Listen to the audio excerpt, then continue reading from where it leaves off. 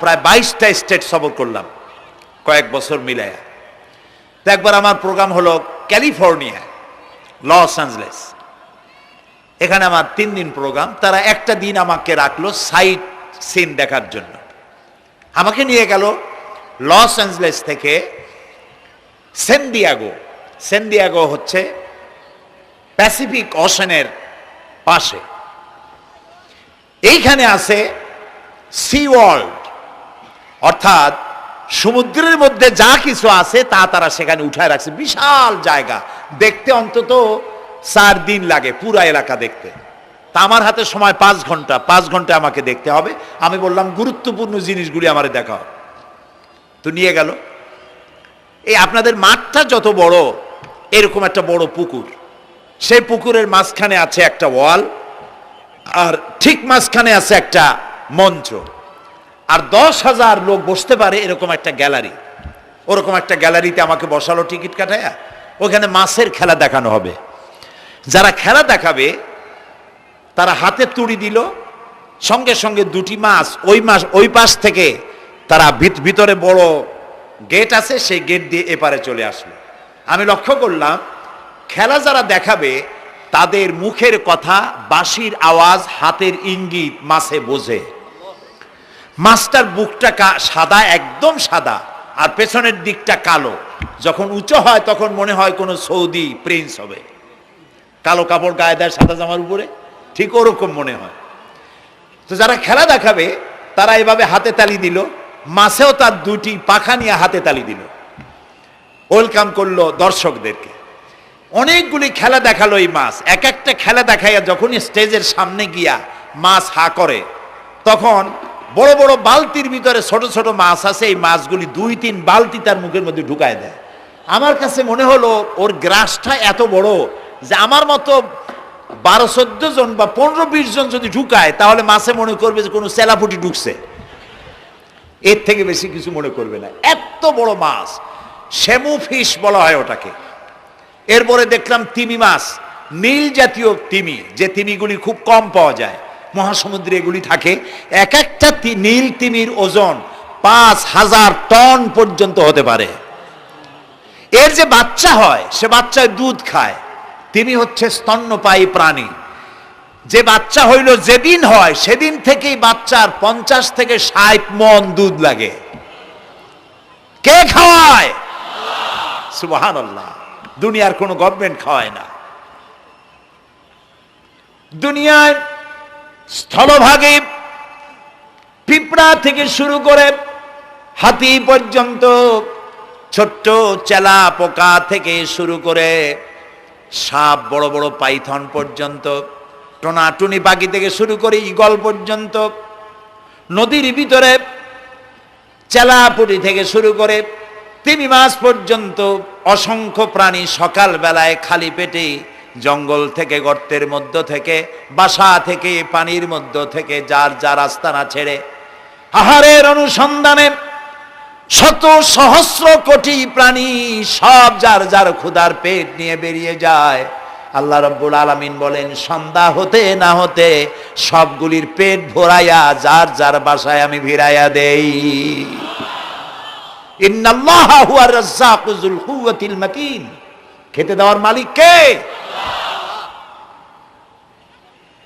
সেই আল্লাহর এই গুণকে, এই গুণাবলীকে বিশ্বাস করতে হবে। খেতে দেওয়ার মালিক তিনি কেবলমাত্র। সন্তান হয় না, দেওয়ার মালিক কে? বলেন জোরে। হাসাবার মালিক কে? কাঁদাবার মালিক কে? সুখ দেওয়ার মালিক কে? দুঃখ থেকে উদ্ধার করার মালিক কে? হায়াতের মালিক কে? মওতের মালিক কে? ফাআলুন লিমা ইউরিদ। যা খুশি তাই তিনি করতে পারেন। সুবহানাল্লাহ বলে। কোন? কাফ আর নুন, 2টি অক্ষর। যখন যা ইচ্ছে করেন হয়ে যায়। আল্লাহর এই গুণকে বিশ্বাস করলে মানুষ শিরক থেকে বাঁচতে পারবে। মাজার মুখী হবে না মুসলমান, মসজিদ মুখী হবে তখন। আজ আমার মুসলমান একদিকে নামাজও পড়ে আর একদিকে মাজারের কাছে গিয়ে দুর্বল হয়ে যায়। আছে না? আছে কি না? মাজারগুলির কাছে গিয়ে সাহায্য কামনা করে। আমার নিজের চোখে দেখেছি মাজারে গিয়ে কিভাবে সেজদা দেয় কবরকে। বলেন নাউযুবিল্লাহ। আল্লাহ ছাড়া কাউকে রুকু সেজদা করা যায় না। যা চাবার আল্লাহর কাছে চাইতে হবে। ওয়াইজা সাআলতা ফাসআলিল্লাহ ওয়াইজা ইসতাআনতা ফাসতাইন বিল্লাহ। যা কিছু চাওয়ার আল্লাহর কাছে চাও, যা কিছু বলার আল্লাহকে বলো। সব কিছু করার মালিক তিনি। সুবহানাল্লাহ বলেন। এই জন্য মাজারের সাথে মুসলমানদের সম্পর্ক হবে না, মুসলমানদের সম্পর্ক হবে মসজিদের সাথে। কিসের সাথে বলেন জোরে? আপনি কোনো অসুবিধায় পড়েছেন, মাজলুম হয়েছেন, অত্যাচারিত হয়েছেন, চাকরির সমস্যা হয়েছে, ঘরে খাবার নাই, অসুখ বিসুখ হয়েছে, নানান ধরনের সমস্যায় পড়েছেন, কোনো মাজার নয়, কোনো পীর নয়, মসজিদের ভিতরে চলে যান, উজু করে মসজিদে ঢুকে 2 রাকাত কাজায়ে হাজাতের নামাজ পড়েন। রাসূলুল্লাহর উপরে যখনই বিপদ হতো তিনি নামাজে দাঁড়ায় যেতেন। সুবহানাল্লাহ বলো। আপনি কেন যাবেন একটা কবরের কাছে? আপনার সাহায্য কামনার জন্য কোনো পীর নয়, আপনার সাহায্যের জন্য কোনো কবর নয়। সাহায্য পাওয়ার জন্য কে? আল্লাহ চান আপনার ঈমানটা খালেস হোক। আল্লাহ তাআলা এটা বরদাস্ত করতে পারেন না যে মানুষ কারো কাছে গিয়া আরেকজনের কাছে গিয়ে নথি স্বীকার করুক। আল্লাহ সহ্য করেন না। ইন্না শিরকা লাযুলমুন আযীম। শিরক হচ্ছে মস্ত বড় জুলম, অত্যাচার। আল্লাহ সব থেকে অপছন্দ করেন কোন গুনাহ? বলেন শিরক। আল্লাহ সহ্যই করেন না। কেন করেন না? একটা যুক্তিতে আসে। যারা বিবাহ করেছেন তাদের স্ত্রী যদি স্বামীর সাথে যে ধরনের হাসি খুশি প্রেমের আদান প্রদান করে, স্বামী ছাড়া যদি আরেকজন পুরুষের সাথে এরকমের ভাব বিনিময় করে, ফোনে কথা বলে, প্রেম করে, খুব সুন্দর করে ভালোবাসা দিয়ে যদি চিঠি লেখে অন্য পুরুষের কাছে, অথবা প্রেম নিবেদন করে, তাহলে স্বামীদের অবস্থা কেমন হবে বলেন? এইটার জবাব দিতেও যদি দেরি হয় তো খুবই কুলক্ষণ। হ্যাঁ, ভয়ানক হবে, ভয়ানক হয়ে যাবে। নিজের চরিত্র যতই যা হোক, বউর চরিত্র ভালো চাই। আচ্ছা বলেন তো, স্ত্রী আপনার সঙ্গে যেভাবে প্রেমের হাসি হাসে, প্রেম নিবেদন করে, ওই রকম আরেকটা পুরুষের কাছে সাথে করলে আপনার সহ্য হয় না কেন? আপনি স্ত্রীর উপরে আপনার অধিকারটা কতখানি, কি জন্যে? আপনার স্ত্রীর যে হাসি, যে মিষ্টি হাসি, যা আপনার প্রাণ কেড়ে নেয়, ওই হাসিতে আপনার কোনো অবদান আছে? বলেন। তার যে টানা টানা চোখ, সুন্দর ভ্রু, মাথায় অনেক লম্বা চুল, শরীরটা সুন্দর, যৌবন, রূপ, এর ভেতরে আপনার কোনো অবদান আছে? হ্যাঁ আছে, একটু তো আছেই। আপনি যে মুখ দিয়ে বউটা হাসে, সেই ঠোঁটে একটু লিপস্টিক লাগাইছেন। যে চোখের জন্য আপনি পাগল, সেই চোখে একটু কাজল লাগাইছেন। শরীরটাকে পেঁচাবার জন্য সুন্দর একটা শাড়ি কিনে দিছেন। একটা শাড়ি দিয়ে, একটু লিপস্টিক কিনে দিয়ে, চুলের একটা ক্লিপ কিনে দিয়ে, একটা ভালো শাড়ি কিনে দিয়া স্ত্রীর উপরে যদি এত অধিকার আছে যে কোনদিন মৃত্যু পর্যন্ত কোন প্রেমের হাসি, ভালোবাসার আদান প্রদান আপনি ছাড়া আর কারো সাথে করতে পারবে না, এইটা যদি আপনার অধিকার এভাবে প্রতিষ্ঠিত হয়, তাহলে এই হাসি যিনি দিলেন, এই দাঁত, এই সুন্দর চোখ, এই রূপ, এই যৌবন যা আল্লাহ তাআলা দিলেন, তার সামনে কোনো পীর অথবা কবরের সামনে যদি হাত পাতে আল্লাহ বরদাস্ত করেন না। কথা কি বুঝে আসছে? কথা বুঝে আসছে? আলহামদুলিল্লাহ বলেন। আলহামদুলিল্লাহ। বুঝলেই আমাদের কষ্ট সার্থক। আলহামদুলিল্লাহ বলি। আমরা যেন আল্লাহরে চিনতে পারি, বুঝতে পারি। আমার বিশ্বাস করুন, কোরআন আমার সামনে, আল্লাহর কসম, কোন জীবিত পীর, কোন মৃত্যু পীর আমার ভাগ্যের ভালো বা মন্দ করার কোন অধিকার রাখে না, রাখে না, রাখে না। কোন পীর ফু দিয়ে আমার ভাগ্যকে ভালো বানাই দিতে পারবে না, পারবে না, এবং আমার একটা চুলও বাঁকাও করতে পারবে না। খাইরিহি ওয়া শাররিহি মিনাল্লাহি তাআলা। আমার ভালো আমার মন্দ করার একমাত্র মালিক কে? আল্লাহ। এক আঙ্গুল আকাশের দিকে উঁচু করে চিৎকার দিয়ে বলুন কে? আবার বলেন, আবার বলেন, আবারও বলুন। হাত নামান। আল্লাহ কবুল করুন, বলেন আমিন। আমার এই বক্তব্য দিয়ে আমি কোনো পীরকে অমর্যাদা করছি না। পীর সাহেবদের কাছে পীর কোনো শরীয়তের শব্দ নয়। কোরআন এবং হাদিসে কোথাও পীর বলে কোনো শব্দ নাই। এটি ফার্সি শব্দ। এই শব্দের অর্থ হলো বৃদ্ধ। তো পীর যদি বৃদ্ধ হয় ভালো কথা, তিনি যদি আলেম হন আরো ভালো কথা। কিন্তু বাপ পীর ছিল, উনিও সেই সুবাদে পীর। ইলেম নাই, তোনার নিজের কাছেই তো টর্চ নাই। আপনাকে অন্ধকারে উনিও ম্যানহোলের মধ্যে পড়বে, আপনারে নিয়ে পড়বে। আলেম হইতে হবে, পীর যদি হয় আলেম হইতে হবে, এক নম্বর কথা। দুই নম্বর কথা হলো তিনি ব্যবসায়ী হবেন না। ধর্মের নামে তিনি ব্যবসা করবেন না। তিনি মানুষকে হেদায়েতের পথ দেখাবেন। প্রয়োজনে জেলে যাবেন, প্রয়োজনে ফাঁসির মঞ্চে দাঁড়াবেন। তিনি নিজেকেই ইসলামের সব আমি করি, আর ইসলাম কারো কাছে নাই। যারা ইসলাম করলো 70-80 বছর ধরে, রাজনীতির পথ দেখালো, তারা ইসলামের দল না, ওনারটাই ইসলামের দল। এই ধরনের ফাজলামি বক্তব্য থেকে বিরত থাকতে হবে। এই ধরনের বেয়াদবিপূর্ণ বক্তব্য থেকে বিরত থাকতে হবে। আমার দোকানে খাঁটি ঘি পাওয়া যায়, আর কারো দোকানে খাঁটি ঘি পাওয়া যায় না। ইসলাম নিয়ে এই ধরনের মনোপলি বিজনেস করতে দেওয়া হবে না। প্রিয় ভাই সব, আমরা পীর সাহেবদের চিনি। পীর ছিলেন শাহজালাল রহমতুল্লাহ আলাইহি। সুবহানাল্লাহ। যুদ্ধ করা লাগে নাই, আজান দিয়েছেন, মূর্তির মাথা ভাঙ্গা চুর চুর হয়ে পড়ে গিয়েছে। গৌর গোবিন্দ পলায়া কুল পায় নাই। লোকেরা যায় তার মাজারে গিয়ে গজাল মাছ জিয়ারত করে আসে, কিন্তু তরবারিটা দেখে আসে না। দোধারি তরবারি এখনো আছে। সুবহানাল্লাহ বলেন। পীর ছিলেন হযরতে বাহাউদ্দিন নকশবন্দি, মুজাদ্দিদ আল ফিসানি রহমতুল্লাহ আলাইহি, বড় পীর আব্দুল কাদের জিলানী রহমতুল্লাহ আলাইহি, খাজা মঈনুদ্দিন চিশতি রহমতুল্লাহ আলাইহি, খানজাহান আলী রহমতুল্লাহ আলাইহি। কত ওলিউল্লাহর মাজার দিয়ে আমার দেশ ভরা। আলহামদুলিল্লাহ কর। আলহামদুলিল্লাহ। আরে একদিকে মানুষকে মুরিদ বানায়া মুরিদের টাকা দিয়ে নিজেদের পকেট ভরেন নাই। ওনারা এরকম করতেন না, এইরকম করতেন।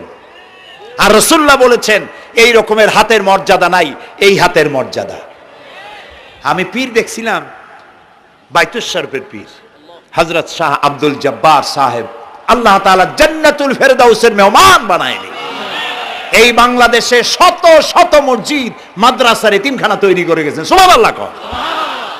বৃষ্টির মৌসুমে চট্টগ্রামের বাড়ি তার, 14 বছর মাদ্রাসায় ওয়াজিদিয়া চট্টগ্রামে 14 বছর বুখারী শরীফ পড়িয়েছেন। কি মানের আলেম, খালি পীর না। মুরিদরা যত টাকা দিত, এই টাকা দিয়ে বড় বড় মাদ্রাসা মসজিদ করেছেন। আর বৃষ্টির সময় সাথী সঙ্গী নিয়ে বস্তি এলাকায় যেতেন, পলিথিন দিয়া ছাওয়া, বাচ্চা আর তার স্বামী নিয়ে কাতরায় এক কোনায় বসে আছে, খাবার নাই, চাউল নাই, অসুস্থ, তাদের চাউল দিয়ে আসতেন, তাদের রান্না করার শাকসবজি দিয়ে আসতেন, ওষুধ দিয়ে আসতেন, হাড়ি পাতিল দিয়ে আসতেন। বন্যা হলে, তুফান হলে টাকা উজাড় করে যা মুরিদরা দিত সবগুলি উজাড় করে মানুষের খেদমত করতেন। সুবহানাল্লাহ। কাজী যারা জামায় অনেকগুলো পকেট সমানে নিতে থাকে আর ভরতে থাকে এইভাবে করে, এই ব্যবসায়ীদেরকে পরিত্যাগ করতে হবে। পীর হচ্ছে ওই সমস্ত লোক যারা নাকি ধর্মের নামে ব্যবসা করে না, বরং আল্লাহর দ্বীনকে প্রতিষ্ঠা করার জন্য কথা বলে। প্রিয় ভাই সব, আমাদের জেহেন সাফ করতে হবে, পরিষ্কার করে বুঝতে হবে আমার ভালো আমার মন্দ কে করতে পারেন? আল্লাহ। সম্রাট শাহজাহান নাম শুনেছেন? কোথার বাদশা বলেন? দিল্লির সম্রাট। সম্রাট শাহজাহান পৃথিবী জোড়া নাম তার। কবি বলছেন, শাহনে জাহাं को जिन्हें फख्र से देते थे बाज, वाज कब्र में है सूरह अलहम्दु की मोहताज। যে শাহজাহানকে কর দিয়া ট্যাক্স দিতে পারলে জনগণ নিজেদেরকে গৌরবান্বিত বলে মনে করত, সেই শাহজাহান কবরে শুয়ে আছে, সূরা ফাতিহার মুহতাজ হয়ে আছে। সুবহানাল্লাহ। যদি কেউ আমার কবরের কাছ থেকে হাইটে যাইতো আর একটু সূরা ইখলাস পড়ে সবরেসানি করতো, আমি কিছু পাইতাম। আহারে, এই এতিম ফকির হয়ে শুয়ে আছে।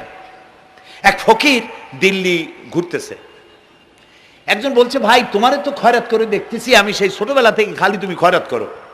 একটা জিনিস আপনারা মনে রাখবেন, গরিব, আজকে যারা গরিব পরিশ্রমের মধ্য দিয়ে কালকে তারা ধনী হতে পারে, কিন্তু যারা ভিক্ষুক, যারা ভিক্ষা করে, জিন্দেগিতে কোনোদিন তারা বড় হতে পারবে না। ভিক্ষা করা যাদের অভ্যাস, জীবনেও বাড়ি করতে পারবে না, জীবনেও ধনী হইতে পারবে না, কিন্তু গরিব ধনী হইতে পারবে।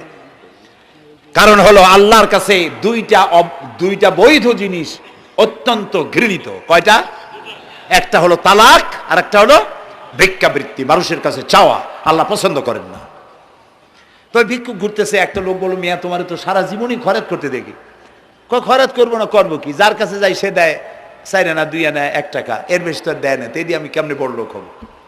কয় যে তুমি বাদশারের চোখে দেখো না, বাদশারের চোখে দেখো না। কয় বাদশার কাছে কি আমার মতো লোক যাইতে পারে নাকি? কল না, যাইতে হবে, যাও। বাদশাহ একবার যাবা, এমন দেওয়া দেবে জীবনে আর তোমার খয়রাত করা লাগবে না। পাতি শিয়ালের পিছনে ঘুরে তো লাভ নাই, পাতি শিয়ালে খায় মুরগি, তোমার একটা ঠ্যাং দেবে, দাঁতের খেলালের কাজও হবে না। বাঘের পিছনে ঘোরো, বাঘে খায় গরু আর হরিণ, একটা রান দিলে তুমি 1 সপ্তাহ খাইতে পারবে। কাজে ঘুরতে গিয়েও বোঝা উচিত কার সাথে ঘুরি। তো বলছে বাদশার কাছে যাও। তো বাদশারে পাবো কই? কই তো দেখলাম কেবল মসজিদে ঢুকলো। তারপরে ফকির গিয়ে দাঁড়ায় আছে বারান্দায়, দেখে যে উনি বাদশা ভেতরে বসে হাত তুলে আছে ভাবে, আর চোখ দিয়ে পানি পড়ে দাড়ি ভিজে ভিজে পড়তেছে। নামাজ শেষ করে, মোনাজাত শেষ করে বাদশা বেরিয়েছেন। কোন বাদশা? শাহজাহান। বাইরে আসার পর ফকির বলল, আসসালামু আলাইকুম বলে ফকির রওনা করছে।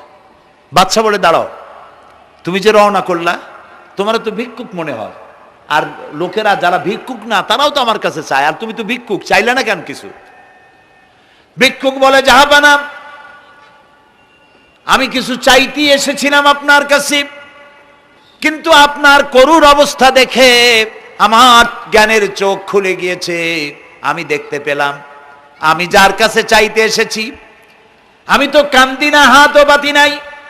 যার কাছে চাইতে আসলাম দিল্লির সম্রাট, আবার কোন সম্রাটের কাছে হাত পেতে ভিক্ষুকের মতো কি জানি চায়, আর চোখ দিয়া পানি পড়ে দাড়ি ভিজে ভিজে পড়ছে। আমার জ্ঞানের চোখ খুলে গেছে, দুনিয়ার বাদশার কাছে আর চাইব না। বাদশা কান্দে যে বাদশার কাছে, তার কাছেই চাইব। প্রিয় ভাই সব, এই জন্যে জিহ্ন সাফ করে ফেলুন। দুনিয়ার কোনো মানুষের জন্য, মানুষের কাছে নয়, কোনো কবরে নয়, কোনো কারো কাছে নয়, আল্লাহ তাআলার কাছেই আমরা নামাজের মধ্যে ঘোষণা করেছি, ইয়্যাকা না'বুদু ওয়া ইয়্যাকা নাস্তাঈন। আল্লাহ তাআলা, তোমার একমাত্র ইবাদত করি, তোমার কাছেই সাহায্য চাই। কাজেই সাহায্য আল্লাহর কাছে। কার কাছে চাইবো বলেন? আল্লাহ আমাদের ঈমান পোক্ত করে দিন। আমরা বলি আমিন, আমরা বলি আমিন। অসুখ বিসুখ হইলে পরে ধৈর্য ধরবেন। অনেক মানুষ আছে জ্বর হইলে কয় যে এত নামাজ পড়ি, খালি জ্বর আমারই হয়, এত রোজা রাখি, ভালো ভালো কাম করি, আমার ছেলের অসুখ মোটে সারি না। এই জাতীয় কথা বলবেন না। মুমিনের পায়ে যদি কাঁটাও ফোটে, সওয়াব থেকে খালি নাই। ধৈর্য ধরতে হবে। কাঁটা ফুটছে, বলেন ইন্না লিল্লাহ। আজাবান লিল মুমিন, মুমিনের জন্য বড়ই আশ্চর্য ব্যাপার, বিপদ হইলেও শুকর আদায় করে, আর সুখে থাকলেও শুকর আদায় করে। সুবহানাল্লাহ বিহামদি। বিপদ আসলে সে বলে ইন্না লিল্লাহি, বলেন ইন্না লিল্লাহি ওয়া ইন্না ইলাইহি রাজিউন। আর যখন শান্তি আসে বলে আলহামদুলিল্লাহ। দুই অবস্থায় তার জন্য নিয়ামত আল্লাহর তরফ থেকে সে পায়, আলহামদুলিল্লাহ। প্রিয় ভাই সব, তো আল্লাহর উপর ঈমান আনার জন্য কয়টা শর্ত বলছিলাম? এই যে প্যাচ লেগে গেছে, কয় যে 3টা। আল্লাহর উপর ঈমান আনার জন্য শর্ত কয়টা? 4টা। 4টার বলছি কয়টা? 2টা। আরেকটা হচ্ছে আল্লাহর কুদরত, এ বিশ্বাস করা। আল্লাহর কুদরত মানে শক্তি। আল্লাহর কিছু বিশ্বাস করবেন, বলেন জোরে? শক্তি। আকাশ এবং জমিনে শক্তিশালী কে? কিন্তু আমার দেশের জনগণ, কিছু কিছু রাজনীতিবিদরা বলে জনগণই নাকি সকল ক্ষমতার সকল শক্তির উৎস। কি পাগল! তুমি ক্ষমতার উৎস? নাকের মধ্যে ময়লা, দাঁতে ছাতা, পেটের মধ্যে দুর্গন্ধ ভরা, ক্ষমতার উৎস? আশ্চর্য কথা। এই যে ক্ষমতার উৎস, হাজার হাজার লোক এখানে বসা, দুইটা ভাউয়া ব্যাংক যদি দুই কোণা দিয়ে ঢোকে, ভাউয়া ব্যাংক চেনেন?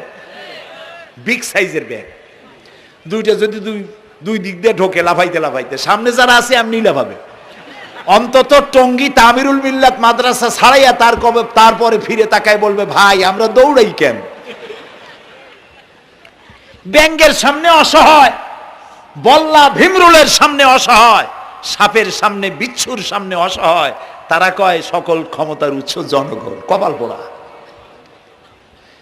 ক্ষমতার উৎস জনগণ নয়। এটা কোরআনের সাথে কন্ট্রাডিকশন হয়। এ কথায় আল্লাহ বলেছেন, আন্নাল কুওয়াতা লিল্লাহি জামিয়া। সকল ক্ষমতার উৎস কে? চিল্লায় বলো আল্লাহ। ক্ষমতা কি দেখছেন? মাত্র 1.5 মিনিট। কয় মিনিট? মাত্র 1.5 মিনিট। আল্লাহ বলেছেন কোন?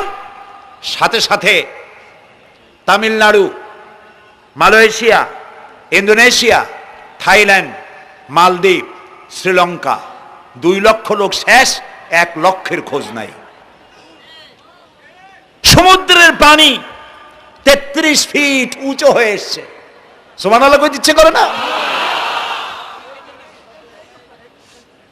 বিজ্ঞানীরা বলেছেন ভারত মহাসাগরের তলদেশে ফাটল ধরেছে, ওর কয়েক কিলোমিটার নিচে ভূমিকম্পের উৎপত্তি হয়েছে।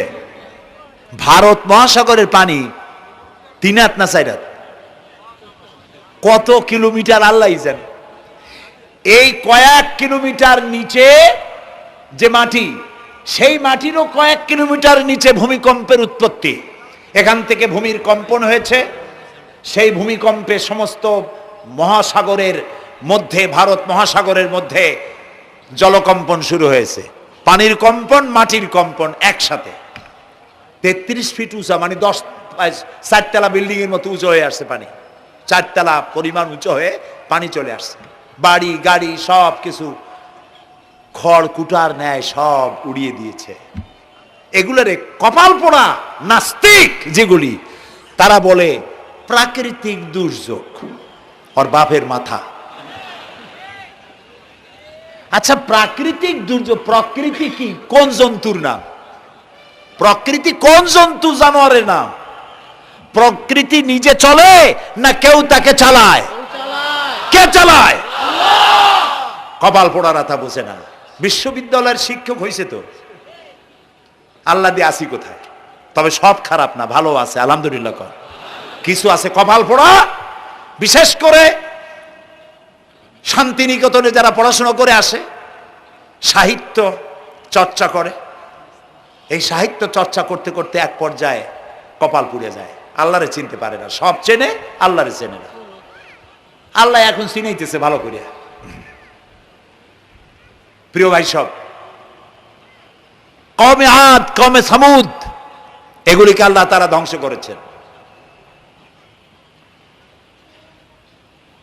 কিয়ামতের আগে এই যে 7টা আকাশ, এই আকাশ সম্পর্কে অবিশ্বাসীরা তারা বলেছে আকাশ বলতে কিছুই নেই, এটা নাকি অনেক দূরে, তাই নীলা নীলে দেখা যায়।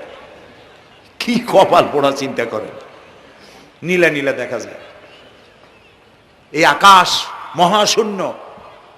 এই আকাশগুলিকে, আকাশ কয়টা? কয়টা স্তর? 7টা। এগুলি কাতাইয়ে সিজিল্লিল কুতুব। কোরআনে কারিমে আল্লাহ তাআলা বলেছেন কিতাবের পৃষ্ঠার মতো কিয়ামতের আগে একটার পর একটা ঠাস ঠাস করে পড়বে, ভেঙে চুরে চুরমার হয়ে যাবে। ওয়াইদাল বিহারু ফুজ্জিরাত, আল্লাহ তাআলা বলছেন ইদাস সামাউ ফাতারাত ওয়াইদাল কাওয়াকিবু ইনতাসারাত ওয়াইদাল বিহারু ফুজ্জিরাত। আকাশের তারকাসমূহ বিক্ষিপ্ত হয়ে পড়বে। অসংখ্য তারকারাজি, বিশাল বিশাল তারকা বিক্ষিপ্ত হয়ে পড়বে। চন্দ্র সূর্য একটার সাথে আরেকটা ধাক্কা লেগে চাঁদ আর সূর্য আলো হারিয়ে ফেলবে, একাকার হয়ে যাবে। পাহাড়গুলো উঁচু করে আল্লাহ তাআলা জমিনের উপর আছাড় মারবেন, কাল ইহনিল মানফুস, তুলার মতো উড়ে চলে যাবে। সুবহানাল্লাহ বলবা না? কত বড় শক্তি আল্লাহ পাকের। ওয়াইদাল বিহারু ফুজ্জিরাত, সমুদ্র সমূহ বিদীর্ণ হয়ে যাবে। সমুদ্রে যত পানি আছে সমস্ত পানিগুলি নিঃশোষিত হয়ে যাবে মাটির তলায় এবং সেখানে অগ্নুৎপত্তি হবে। কোরআনে কারিমে আল্লাহ বলে দিয়েছেন গোটা সমুদ্রগুলিতে আগুন জ্বলতে থাকবে। এগুলি কিয়ামতের আলামত। আল্লাহ পাকের অফুরন্ত মেহেরবানি। এই যে কানের কাছ দিয়া গুলিটা চলে গেছে, কানে লাগে নাই, বাড়ির কাছ থেকে কিয়ামত হয়ে গেল, বাংলাদেশে আল্লাহ বাঁচাই দিলেন। সুবহানাল্লাহ বলো, আলহামদুলিল্লাহ বলেন। আমাদের প্রতিবেশী দেশগুলিতে যেভাবে আঘাত লাগছে, ওর 1000 ভাগের 1 ভাগের আঘাত কয়েক সেকেন্ড যদি বাংলাদেশে হতো, আমাদের সব অপরিকল্পিত শহর, রাজুক পারমিশন দিয়েছে 3 তলার, করা হয়েছে 7 তলা। এইভাবে অপরিকল্পিত যত বিল্ডিং আছে এগুলি পচা সিমেন্ট দিয়ে, পচা ইট দিয়ে তৈরি করা হয়েছে। 2-3 সেকেন্ডের ভূমিকম্প যথেষ্ট এই শহর লণ্ডভণ্ড করে দেওয়ার। অসংখ্য মানুষ মারা যাবে, অসংখ্য বাড়িঘর শেষ হয়ে যাবে। এদেরকে রেস্কিউ করার মতো মডার্ন ইকুইপমেন্টসও গভর্নমেন্টের কাছে নাই। এই জন্য আল্লাহর কাছে সেজদা দিয়া গুনার তওবা করতে হবে, আল্লাহ আমাদের মাফ করে দাও, আমার এই গরিব দেশটাকে কিয়ামত পর্যন্ত এই গজব থেকে বাঁচাও। প্রিয় ভাই সব, আল্লাহ তাআলার ক্ষমতার ওয়াজ আমি আজ করতে পারবো না, অনেক লম্বা হয়ে যাবে। কারণ আমাকে 3টা পুঁজির কথা তো কমসে কম বলতেই হবে, অল্প করে হলেও। শুনবেন তো? আল্লাহ তৌফিক দিক, বলেন আমিন। আল্লাহ তাআলার ক্ষমতায় বিশ্বাস করা, তার প্রচন্ড ক্ষমতা, যা খুশি তাই বলেন করতে পারেন। মরাকে জিন্দা, জিন্দাকে মারতে পারেন, মরুভূমিতে ফুল ফুটাতে পারেন। সুবহানাল্লাহ, যা খুশি তাই করতে পারেন। এই শক্তি সহকারে আল্লাহকে বিশ্বাস করতে হবে।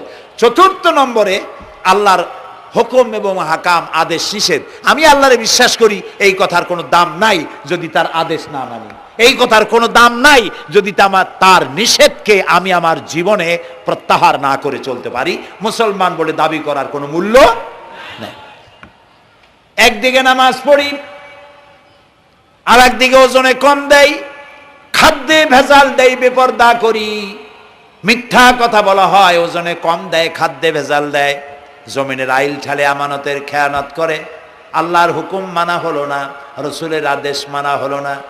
আল্লাহর উপর ঈমান আনার জন্য 4র্থ শর্ত হচ্ছে আল্লাহ যা বলেছেন মাথা নত করে মেনে নিতে হবে, বলতে হবে সামি'না ওয়া আতা'না। বলেন সামি'না ওয়া আতা'না, শুনলাম আর মেনে নিলাম। বলেন তো জোরে, শুনলাম আর মেনে নিলাম। সুবহানাল্লাহ বলেন। মুমিনেরা এই প্রশ্নই করবে না মদ হারাম কেন, মুমিনেরা এই প্রশ্নই করবে না জুয়া হারাম কেন, মুমিনেরা এই প্রশ্নই করবে না জেনা হারাম কেন। একটাই জবাব, মদ হারাম কেন? আল্লাহ হারাম করেছেন তাই হারাম। জেনা হারাম কেন? আমার আল্লাহ হারাম করেছেন তাই হারাম। জুয়া হারাম কেন? আমার আল্লাহ হারাম করেছেন তাই হারাম। কোনো যুক্তি নাই। যুক্তির, আল্লাহর নিষিদ্ধ জিনিসে যুক্তি তালাশ করে কেবলমাত্র শয়তান। আল্লাহর আদেশ নিষেধের যুক্তি তালাশ করে কে? শয়তান। মুমিনের কাজ হলো সামি'না, বলেন, ওয়া আতা'না, শুনলাম আর মানলাম, বাস, শেষ কথা, খালাস। এই গেল 4টি শর্ত পুরো হয়ে গেল। এই 4টি শর্ত যদি পূরণ করতে পারি তাহলে আল্লাহরে বিশ্বাস করছি এটা প্রমাণিত হবে, এটা জাস্টিফাই হবে, এটা সত্যতা প্রমাণ হবে যদি আল্লাহর হুকুম মতো। 1 নম্বরে হলো, আমি আবার কথাটা প্যাকেট করে দিই যাতে করে আপনারা বাড়ি নিয়ে যাইতে পারেন। আল্লাহর উপরে ঈমান এনেছি, এই কথাটাকে কমপ্লিট করার জন্য শর্ত কয়টা? 4টা। 1 নম্বরে আল্লাহর অস্তিত্বে বিশ্বাস, বলেন আল্লাহর অস্তিত্বে বিশ্বাস। 2 নম্বরে আল্লাহর গুণাবলীতে বিশ্বাস। 3 নম্বরে আল্লাহর ক্ষমতায় বিশ্বাস। 4 নম্বরে আল্লাহর আদেশ এবং নিষেধে বিশ্বাস, মান্য করে চলা। আল্লাহ যেন এই তৌফিক আমাদের দেয়, বলেন আমিন। আল্লাহ রাব্বুল আলামিন দুনিয়ায় শান্তি, আখিরাতে জাহান্নাম থেকে মুক্তি দেওয়ার জন্য আল্লাহ পাক আমাদেরকে একটা ব্যবসার কথা বলেছেন। ওই ব্যবসায় পুঁজি কয়টা? বলেন। 3টা পুঁজি। বলছি কয়টা? দেখেন যে কেমনি প্যাঁচ লাগে। বলছি মাত্র একটা, সে একটা ডাল বাইর করছি 4টা। এবার আসেন মূল পয়েন্টে। এবার দ্বিতীয় পয়েন্ট, রসুলের প্রতি ঈমান। আমরা তো রসুলের প্রতি ঈমান আনছি কিনা বলেন? রসুলের প্রতি ঈমান এনেছি। আমাদের এই ঈমান যথেষ্ট নয়, কারণ আমাদের ঈমান হলো রবিউল আউয়াল মাসে ঈমান তাজা হয়, ঠিক না? ঠিক না? রবিউল আউয়াল মাস যখন আসি, ব্যানারটা নাই, শামিয়ানাটা নাই, রাস্তাগুলিতে ফ্ল্যাগ লাগাই আর আলোকসজ্জা করি। মন্ত্রীরা আসেন, নেতারা আসেন, সিরাতুন নবী মাহফিলে দাঁড়ায় বলেন নবীর আদর্শ অনুসরণ করা ছাড়া উপায় নাই। অথচ ওনার পা থেকে শুরু করে মাথা পর্যন্ত নবীর আদর্শ নাই। আবার এই নেতা রামকৃষ্ণ মিশনে, রামকৃষ্ণ পরমহংসদেব তার মঞ্চে গিয়ে বলেন রামকৃষ্ণের নীতির ছাড়া বিকল্প কিছুই নেই। আবার গৌতম বুদ্ধের জন্মবার্ষিকী উদযাপনের জন্য সেখানে গিয়ে বলেন গৌতম বুদ্ধের অহিংস নীতি অনুসরণ করা ছাড়া জাতির যোগীনাথ হওয়ার আর কোনো পথ নাই। যেখানে যায় সেই জায়গার গুলি ধরে। রবিউল আউয়াল মাস আসতে বলেন, আলোকসজ্জা করে ইয়া নবী সালামু আলাইকা, ইয়া রাসূল সালামু আলাইকা। এরপরে গরম গরম জিলাপি রাসূলুল্লাহকে বুঝায় দেওয়া হলো, হে রাসূল আপনি তাকিয়ে দেখেন কত মহব্বত আপনারে করি, আপনার মহব্বতের জন্য আমাদের শহরের কোনো মিষ্টির দোকানে আর মিষ্টি নাই, সব আমরা খাইয়া শেষ করছি। এই হলো মহব্বত। এই মহব্বতে এই ঈমানে কাজ হবে না। এই ঈমানে বলেন কাজ হবে না। কোন ঈমানে কাজ হবে? রাসূলের প্রতি ঈমানের অর্থ কি? এর অর্থ হচ্ছে নবী করিম সাল্লাল্লাহু আলাইহি সাল্লাম আমাদের রাসূল, আমাদের নেতা। আমাদের রাসূল আমাদের নেতা, আমরা তার উম্মত, তার অনুসারী। অনুসারীর কাজ কি? নেতার পূর্ণাঙ্গ অনুসরণ করণ। রাসূলুল্লাহর আনুগত্য করতে হবে, এটা কে বলেছেন? আল্লাহ রাব্বুল আলামিন সূরা আলে ইমরানের মধ্যে বলেছেন, কুল ইন কুনতুম তুহিব্বুনাল্লাহা ফাত্তাবিউনি ইউহিব্বুকুমুল্লাহ ওয়া ইয়াগফির লাকুম যুনুবাকুম আল্লাহু গফুরুর রহিম। হে নবী আপনি বলুন, তোমরা যদি আল্লাহকে ভালোবাসো তাহলে তোমার কাজ হচ্ছে, তোমরা যদি আল্লাহকে ভালোবাসো তাহলে তোমরা আমার আনুগত্য করো, আমার অনুসরণ করো। কার? রাসূলের। বলেন কার? রাসূলের অনুসরণ যদি তোমরা করো, খেয়াল করে শুনতেছেন তো? আল্লাহ তাআলা বলছেন নবী আপনি বলেন, তোমরা যদি আল্লাহকে ভালোবাসো, তোমাদের এই দাবি যদি সত্য হয়, তাহলে আমার অনুসরণ করো, আমার আনুগত্য করো। আমার অনুসরণ, আমার আনুগত্য করলে পরে তোমাদেরকে আল্লাহ রাব্বুল আলামিন ভালোবাসবেন এবং তোমাদের তামাম জিন্দেগির সমস্ত গুনাহ খাতা আল্লাহ তাআলা মাফ করে দিবে। আমরা কি গুনাহ মাফ করাইতে চাই? বলেন চাই? আসুন রাসূলের আনুগত্য করুন। রাসূলের আনুগত্য কিরকম? রাসূল যেভাবে মোস কাটছে আমরা সেইভাবে মোস কাটবো। তিনি দাড়ি যেভাবে রাখছেন আমরা সেইভাবে রাখবো। তিনি চুল কাটছেন যেভাবে সেইভাবে করব। তিনি পায়ের নখ, হাতের নখ যেভাবে কাটছেন সেইভাবে করব। তিনি যেভাবে বিবাহ করেছেন সেই সুন্নত অনুযায়ী বিবাহ, তিনি যেভাবে দেশ চালাইছেন সেইভাবে দেশ চালাবো। রাসূলের অনুসরণের অর্থ শুধু এই নয় যে তিনি যেভাবে সুরমা লাগাইছেন আমি ওইরকম সুরমা দেব, তিনি যেভাবে কদু খাইছে আমিও কদু খাবো, এইটা নয়। এটা নয়, শুধু রাসূলের আনুগত্য হবে মুরগির ফার্ম থেকে শুরু করে জাতিসংঘ পর্যন্ত, জীবনের সব ক্ষেত্রে। আর বিশ্বাস করতে হবে তিনি শেষ নবী, তারপরে আর কোন নবী আসবে না। আল্লাহ রাব্বুল আলামিন সূরা আহজাবের মধ্যে বলেছেন, মা কানা মুহাম্মাদুন আবা আহাদিম মির রিজালিকুম ওয়ালাকির রাসূলুল্লাহি ওয়া খাতামান নাবিয়্যিন। মুহাম্মদ সাল্লাল্লাহু আলাইহি ওয়াসাল্লাম তোমাদের কোন পুরুষদের পিতা নন, তিনি আল্লাহর রাসূল এবং তাকে দিয়ে নবুয়তের মিশনকে খতম করে দেওয়া, কমপ্লিট করে দেওয়া হয়েছে। আর কোন নবী, রাসূলুল্লাহ বলেছেন লা নাবিয়্যা বাদি ওয়ালা রাসূল, আমার পরে আর কোন নবী আসবে না, রাসূল আসবে না। কথা বুঝে আসছে? আল্লাহর নবীর পরে আর কোন নবী হবে না। আল্লাহর নবী বলেছেন, একটি ইমারত তৈরি করে তার ভিতরে একটা ইট যদি খালি থাকে, একটি ইটের জায়গা যদি শূন্য থাকে, তাহলে সকলের চোখে ধরা পড়বে। ওই ইটখানা দিলে পরে বিল্ডিংটা কমপ্লিট হয়ে যায়। নবুয়তির যে ইমারত আল্লাহ তৈরি করেছিলেন, ওর ভিতরে একটা ইটের অভাব ছিল। আল্লাহ পাক আমাকে দিয়ে সেই শূন্য জায়গা পূরণ করে দিয়ে নবুয়তের মিশনকে কমপ্লিট করে দিয়েছেন। রাসূলুল্লাহ বলেছেন, আমার পরে আর কেউ নবী হবে না। পৃথিবীর সব মুসলমানদের আকীদা, মুহাম্মদ সাল্লাল্লাহু আলাইহি সাল্লামের পরে যদি কেউ নবুয়তের দাবি করে সে কাফির, হাজার বার কাফের। তাকে যারা নবী মানবে তারাও। রাসূলুল্লাহ বলেছেন, আমার পরে 30 জন মিথ্যেবাদী নবুয়তের দাবি করবে। তার মধ্যে একজন তো দাবি করছে রসুলের জীবদ্দশায়, একটা ছিল মেয়ে লোক আর একটা ছিল পুরুষ। পুরুষটার নাম ছিল মুসাইলামা কাযযাব, নামই ছিল কাযযাব। কাযযাব মানে মিথ্যাবাদী। দেখছেন অবস্থা, নামই মিথ্যাবাদী।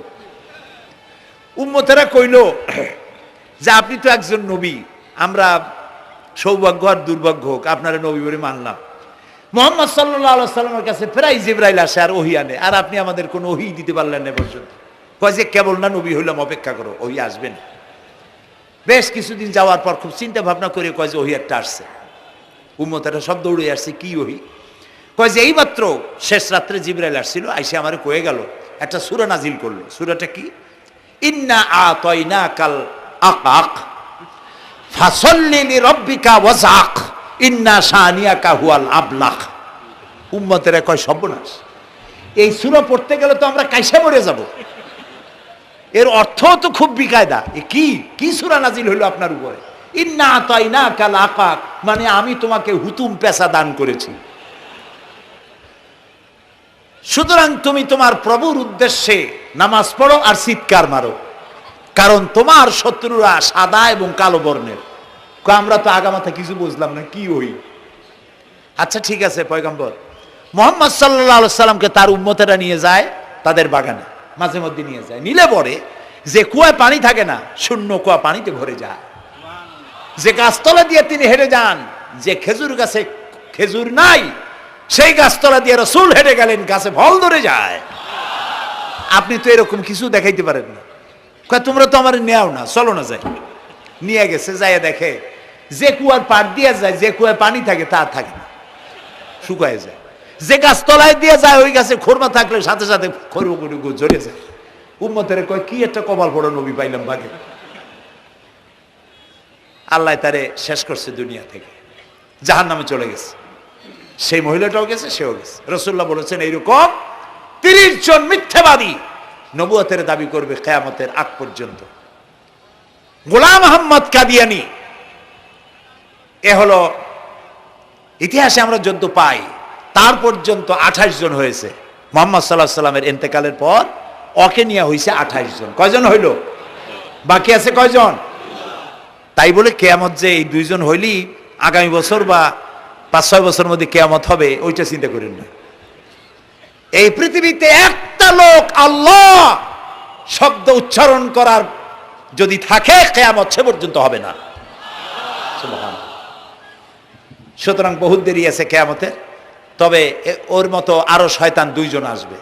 গোলাম আহমদ কাদিয়ানী বলল, আমি পয়গম্বর, আমি নবী, আমার উপরে ওহী আসে। তো তার সঙ্গে ওই যুগের বড় আলেম মাওলানা আতাউল্লাহ শাহ বুখারী রহমতুল্লাহ আলাইহি, তিনি বললেন, আচ্ছা তুমি যে নবুয়তের দাবি করো, এই শক্তি তুমি পাও কই? কয় যে আমার শক্তি তো কোরআন, কোরআনের মধ্যেই আছে আমার কথা। কোথায়? কয় সূরা সফের মধ্যে আছে, ইয়াতি মিন বাদি ইসমুহু আহমদ। ঈসা আলাইহিস সালাম আমার ব্যাপারে ফোরকাস্ট করেছেন, ভবিষ্যৎবাণী দিয়েছেন যে আমার পরে একজন আসবে, তার নাম হবে আহমদ। আমি তো সেই আহমদ। মাওলানা বুখারী বলছেন, বেকুব, ঈসা আলাইহিস সালাম যার কথা বলেছেন তার নাম, ঈসা আলাইহিস সালাম যার কথা বলেছেন তার নাম হলো ফকাত আহমদ, আর তোমার নাম হলো গোলাম আহমদ। তাহলে এতে করে বোঝা যায় ঈসা আলাইহিস সালাম যার কথা বলেছেন তুমি সেই আহমদের গোলাম। তো তুমি নবুয়তের দাবি করো কেন? গোলাম আহমদ কয় যে হুজুর, আমার নামের আগে গোলাম বৈশা একটু সমস্যা হয়েছে, ঠিক, তো গোলামটারে যদি বাদ দেই তাহলে তার আপনি আপত্তি করতে পারেন না, আমি আহমদ থাকি আর আপনি আমার উম্মত হয়ে যান। আমার কথা ঈসা আলাইহিস সালাম বলেছে। মাওলানা বুখারী বলছেন, দেখো তোমার ফতোয়া অনুযায়ী তুমি বলছো নামের প্রথম অংশ বাদ দিয়া শেষের অংশ নিয়ে তোমার উপর ঈমান আনতে, তাহলে আমার নাম আতা আল্লাহ, তোমার ফতোয়া অনুযায়ী আমার নামের প্রথম অংশ বাদ দিলাম, আতা গেছে, থাকছে আল্লাহ। আর আল্লাহ হয়ে বলছি তোর মতো গাধারে আমি নবুয়ত দেই নেই। এরপর এই শয়তানের মউত হলো কোথায় বলেন? কোথায়? পায়খানার ভিতরে। এই কাদিয়ানীরা, গোলাম আহমদ কাদিয়ানী কাফের, ওরে যারা নবী বলে মানে তারাও কাফের। প্রিয় ভাই সব, পৃথিবীর 48টি মুসলিম দেশ কাদিয়ানীদেরকে নন মুসলিম মাইনরিটি হিসেবে ঘোষণা দিয়েছে রাষ্ট্রীয়ভাবে। সৌদি গভর্নমেন্ট আইন পাশ করেছে, কিয়ামত পর্যন্ত কাদিয়ানীরা মক্কা মদিনায় প্রবেশ করতে পারবে না। বিগত 100 বছরের ভিতরে কোন কাদিয়ানী মক্কা মদিনায় ঢুকতে পারে নাই। আজকে বাংলাদেশে খতমে নবুয়তের আন্দোলন নতুন কিছু নয়, দীর্ঘদিন থেকে এই উপমহাদেশে খতমে নবুয়তের আন্দোলন চলছে। এই আন্দোলন চলবে যতদিন পর্যন্ত সরকারের পক্ষ থেকে তাদেরকে নন মুসলিম মাইনরিটি ঘোষণা না করা হচ্ছে, আন্দোলন চলবেই। এদের লাশ রাস্তায় ফেলাই দিবা আর 14 কোটি মুসলমান তাকিয়ে তাকিয়ে দেখবে, তা বিশ্বাস করো না। খতমে নবুয়তের আন্দোলন যারা করেন, এই জাতির 14 কোটি মুসলমানের সমর্থন তাদের পেছনে রয়েছে। কাজী তাদের ব্যাপারে উচ্চবাচ্য কথা বলতে গিয়ে ব্যারিস্টার হন, আইনজীবী হন, যেই হন, খতমে নবুয়তের আন্দোলন যারা করে তাদের ব্যাপারে কথা বলতে গিয়ে মুখ সামনে কথা বলবেন। এদেশের মানুষ শহীদ হয়ে যাবে, কাদিয়ানীদেরকে বরদাস্ত করবে না। আমাদের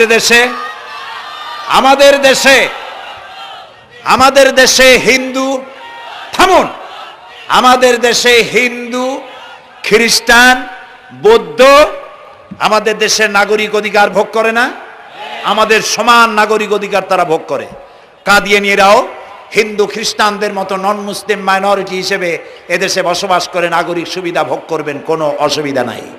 কিন্তু আপনি মুসলমান বলে দাবি করবেন না, শেষ নবী মানবেন না, আমরা এই ব্যাপারে কিয়ামত পর্যন্ত আপোষ করব না। কেবলমাত্র মূর্খ, দালাল, হারামখোর তারাই কাদিয়ানীদের পক্ষ অবলম্বন করতে পারে, ইমানদারেরা পারে না।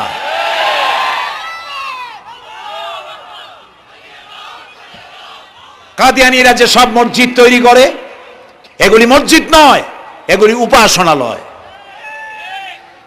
হিন্দুদের মন্দিরকে যেভাবে আমরা সম্মান করি, ওদের উপাসনালয়কেও সম্মান করি।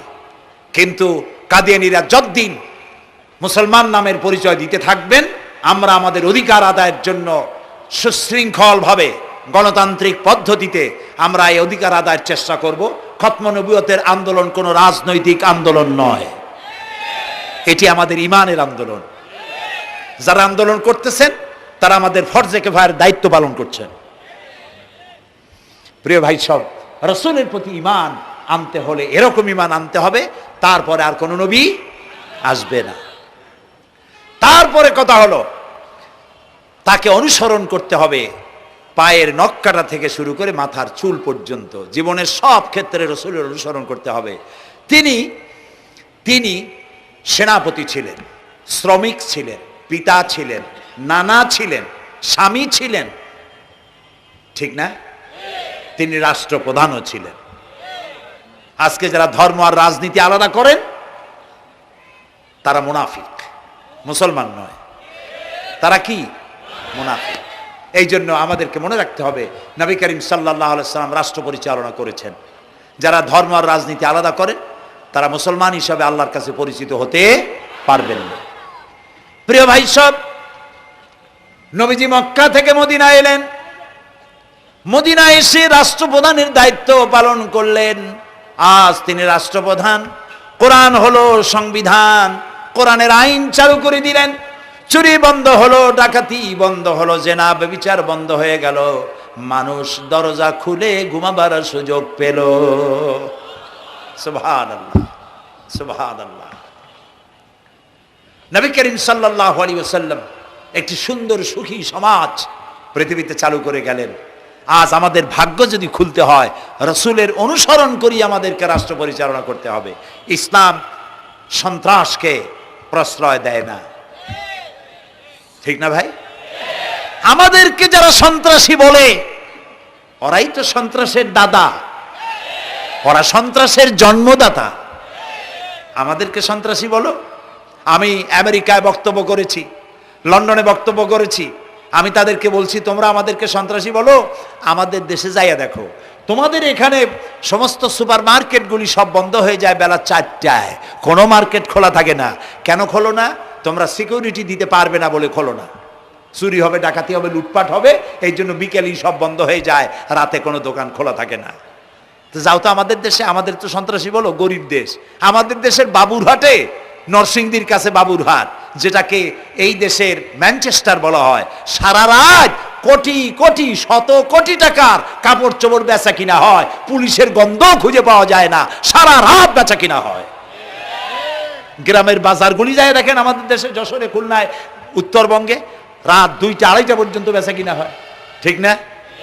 এই যে আমাদের দেশে আল্লাহর মেহেরবানি, এবারে যে ঈদের সময় ঈদ আর পূজা একসাথে হইল, মুসলমান মেয়েরা, হিন্দু মেয়েরা সোনা দানা গলায় পরিয়া, হাতে পরিয়া, তারপরে বাজারঘাট ঈদের কেনাকাটা, পূজার কেনাকাটা করছে, কোনো অসুবিধা হয় নাই, ঠিক না? আল্লাহর মেহেরবানি, র্যাবে জি যা করার করছে। মক্কা শরীফে, মদিনা শরীফে দেখলাম লোকেরা হাত তুলে, বাংলাদেশি লোকেরা ওখানে যারা আছে, র্যাবের জন্য দোয়া করছে, আল্লাহ র্যাবের প্রতি তুমি রহমত নাজিল করো, আল্লাহ রহম করুন কনা। আমি দেশের যতটা অসুবিধা হয়েছিল তার থেকে অনেক গুণ গ্যারাপ হয়ে গেছে, আলহামদুলিল্লাহ, আলহামদুলিল্লাহ। প্রিয় ভাই সব, এই যে আল্লাহ রাব্বুল আলামিন মুসলমানদেরকে পৃথিবীর মধ্যে সব থেকে বেশি শান্তি প্রিয় করেছেন, কোন আলহামদুলিল্লাহ। তোমরা আমার মক্কা যাইয়া দেখো, মক্কা মদিনায় যাইয়া দেখো, আমাদের কেউ সন্ত্রাসী? মক্কা মদিনায় লক্ষ লক্ষ মানুষ এই যে সব চলে গেছে, এখন কোথায় গেছে? সারা পৃথিবী থেকে মানুষের এখন ছুটছে ছুটছে, পৌঁছে গেছে, আর পথে আছে, প্লেনে আছে, নদীতে আছে, গাড়িতে আছে। সুবহানাল্লাহ, লক্ষ লক্ষ মানুষ চলে গেছে, সবার একই ড্রেস, একই গন্তব্য, একই স্লোগান, লাব্বাইক আল্লাহুম্মা লাব্বাইক। সব মানুষ চলে গেল। আমি 96-তে যখন পার্লামেন্টে আসলাম, প্রথম পার্লামেন্টে এক বক্তৃতার ভেতরে আমি বলেছিলাম যে আমাদের দেশে নেতা নেত্রীরা উমরা করে, হজ করে। আচ্ছা, আপনারা যাইয়া দেখেন কি, করেন কি, আনেন কি? যাইয়া একটু তোয়াব করিয়া আসার সময় আতর আর পাথর, সুরমার খুরমা পকেট ভরে নিয়ে আসেন, কিন্তু চোখে দেখেন না। আল্লাহ তাআলা বলছেন, আওয়ালাম ইয়ারাউ আন্না জাআলনা হারামান আমিনান। তোমরা কি দেখতে পাও না আমার এই হারামকে আমি কিভাবে নিরাপত্তার শহর বানিয়েছি? সুবহানাল্লাহ। রাত 2:30-3টার সময় চাঁদের মতো সুন্দরী যুবতী মেয়ে, একাকিনী, কোনো পুরুষ সঙ্গী ছাড়া, নিজের ডেরা, নিজের তাবু ফেলে কাবা শরীফের ভিতরে এসে গেল। লক্ষ লক্ষ পুরুষের মধ্য দিয়ে আল্লাহর ঘর তওয়াফ করলো, তাহাজ্জুদের নামাজ আদায় করলো, এরপরে দোয়া দুরুদ করে, কান্নাকাটি করে, মেয়ে লোকটি একাকী লক্ষ লক্ষ মানুষের মধ্য দিয়ে নিজের ঘরে ফিরে গেল। কোন পুরুষের একবার তার চেহারার দিকে নজর পড়েছে তো দ্বিতীয়বার তার রূপ উপভোগ করার মতো সাহস কারো মনের মধ্যে জাগে না। হাজার বছরের ইতিহাস, মক্কা থেকে, মদিনা থেকে, আরাফাত থেকে, মুজদালিফা থেকে, মিনা থেকে একটা নারী লাঞ্ছিতা হয়েছে, ধর্ষিতা হয়েছে, অপমানিতা হয়েছে, এর ইতিহাস নয়। প্রিয় ভাই সব, প্রসঙ্গক্রমে এই টঙ্গী লক্ষ লক্ষ লোকেদের সমাবেশ হয়, আলহামদুলিল্লাহ বলে। হতেই পারে তাবলিগি জামাতের ভাইয়েরা এখানে উপস্থিত হন, সারা দেশ থেকে, বিভিন্ন দেশ থেকেও লোকজন আসে, এক জায়গায় বসে আল্লাহ বিল্লাহ করে, মোনাজাত করে। এটা মনে আসলো তাই বলতেছি। কেউ কেউ এটাকে খুব বাড়াবাড়ি করেন। সে বাড়াবাড়িটা হলো, কেউ কেউ বলেন আরাফাতের পরেই দ্বিতীয় এই সমাবেশ। এই বেয়াদবি শব্দটাকে উচ্চারণ করবেন না আল্লাহর হস্তে। কোথায় টঙ্গী, কোথায় আরাফাত, আর কোথায় টঙ্গী? কি এর সাথে আপনি কি মিলান? আপনি বলুন এখানে লক্ষ লক্ষ লোক হয়েছে, আমরাও দেখতে পাচ্ছি লক্ষ লক্ষ লোক হয়, কিন্তু আপনি কেন দ্বিতীয় সমাবেশ বলেন? কেন আপনি আরাফাতের ময়দানের পরে এই কথা বলেন? মহাগুনাহ, মহা বেয়াদবি। আরাফাতে যাওয়া ফরজ, টঙ্গীতে আসা নফল নয়। আপনি কিসের সাথে কি তুলনা করেন? জিন্দিগিতে এই চিন্তা করবেন না। কিছু কিছু লোক আছে গ্রামের মধ্যে, অবশ্য কোনো আলেম, কোনো মুরব্বীরা এইসব কথা বলেন না। মূর্খ যারা, তারা এই ধরনের কথা ছড়াইছে গ্রামে। 3 বার টঙ্গীতে আসতে পারলে 1 হজের সওয়াব হয়। বলেন নাউজুবিল্লাহ।